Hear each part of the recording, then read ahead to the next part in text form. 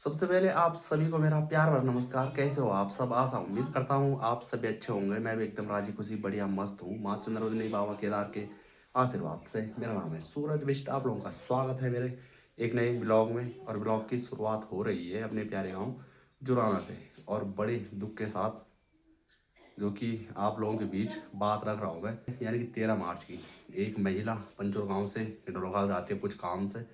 और बस में चढ़ते या नीचे उतरते वक्त उनके सिर पर चोट लग जाती है और वो पहुंच जाते हैं, जो कि आप लोगों को कई बार मैंने अपने यूट्यूब चैनल में भी दिखा रखा है।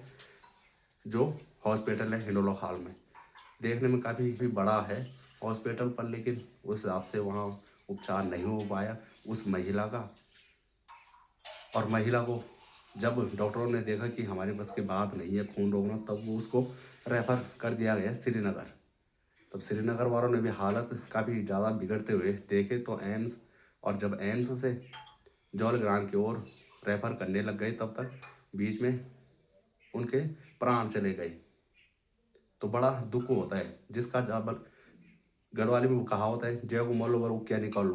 तो जिसका मरता है उसी को पता लगता है। बाकी लोग कहते हैं कि गुजर गया तो गुजर गया, या आज या कल याद करेंगे, बाकी सब भूल जाएंगे।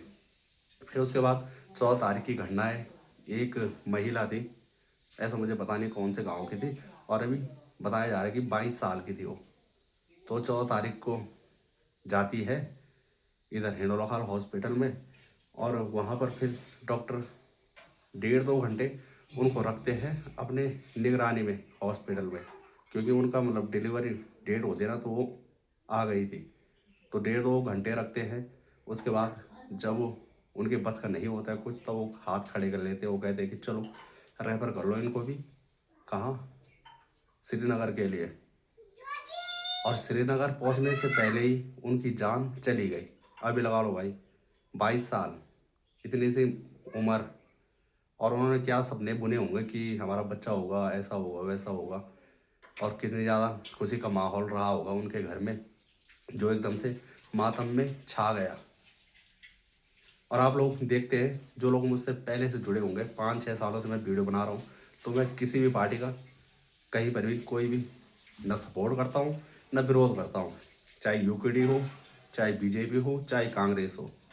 मैं आप सभी आम जनता से पूछना चाहता हूँ कि जो गांव के लोग हैं, जामनी खाल के होंगे, अंजनी सैन के होंगे, इधर पौड़ी खाल हिंडोला खाल के होंगे, कल क्या पता किसके साथ क्या हो जाए और उसे जाना पड़े हिंडोला खाल हॉस्पिटल में, और वहाँ उसको उपचार न मिले, तो फिर वो रेफ़र करेंगे आपको श्रीनगर।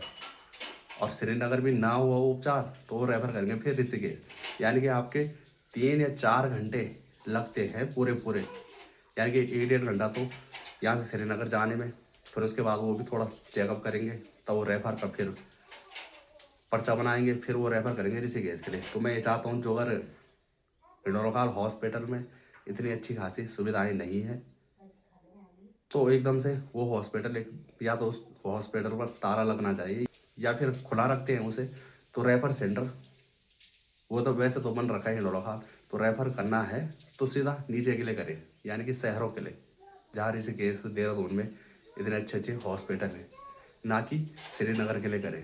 तब श्रीनगर वाले रेफर करते नीचे, तब तक किसी की जान ही चली जाती है। मुझे तो लग रहा है जो सरकारी हॉस्पिटल में रहते हैं, जो डॉक्टर मतलब कोई भी रहता है, तो इन्होंने एक मतलब ये कॉमन सा, जैसे ABCD है ना, छोटे LKG UKG वाले बच्चों को पढ़ाया जाता है, तो उसी तरह से इन्होंने भी अब कोई भी मरीज जब सरकारी हॉस्पिटल में जाते हैं तो उनके बस का नहीं होता है, तो वो शॉर्टकट भाषा में लिखते हैं रेफर।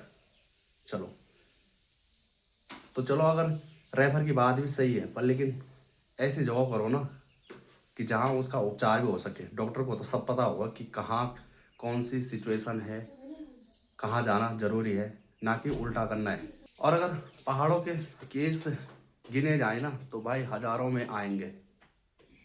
कभी कहीं कुछ हो रहा, कभी कहीं कुछ हो रहा है, तो उसके जिम्मेदार कौन है? या तो वो है, वो लोग हैं जिन्हें हम वोट देते हैं, जो हमारा वोट का इस्तेमाल करने के लिए पहुंचते हैं हर 5 सालों में। तब कैसे याद आते हैं कि दीदी भूली, चाची बड़ी, मैं ही हूँ जो कुछ हो। आज ही नहीं, कि बहुत टाइम से चला आ रहा है और हर जगह पहाड़ की कंडीशन ही यही है। केवल उत्तराखंड ही है जो, और उत्तराखंड में जो पहाड़ के निवासी हैं वो केवल वोट देने के लिए हैं, लगता है मुझे, और कुछ नहीं। और बाकी अपनी बात कर रहा हूँ मैं, तो हमारे साथ भी ऐसे 3-4 केस हुए हमारे हमारे परिवार में, कि हमें जाना पड़ा श्रीनगर, वहाँ हिंडोला खाल, और हिंडोला खाल में पहले 2-3 घंटे वहीं ठहरे रहो, उसके बाद थोड़ा घूमो फिरो टहलो जो उनके साथ हैं, और तब बाद में पकड़ा दीजिए उनके पास पर्ची, रेफर, चलो श्रीनगर, श्रीकोट। एक बार मेरे पापा के नाक पर खून आया बहुत भयंकर, तब हम गए वहाँ हिंडोला खाल, तो कम से कम 1.5-2 घंटा हमें वहाँ पर रुकना पड़ा। उसके बाद सीधे हम उन्होंने रेफ़र किया श्रीकोट के लिए।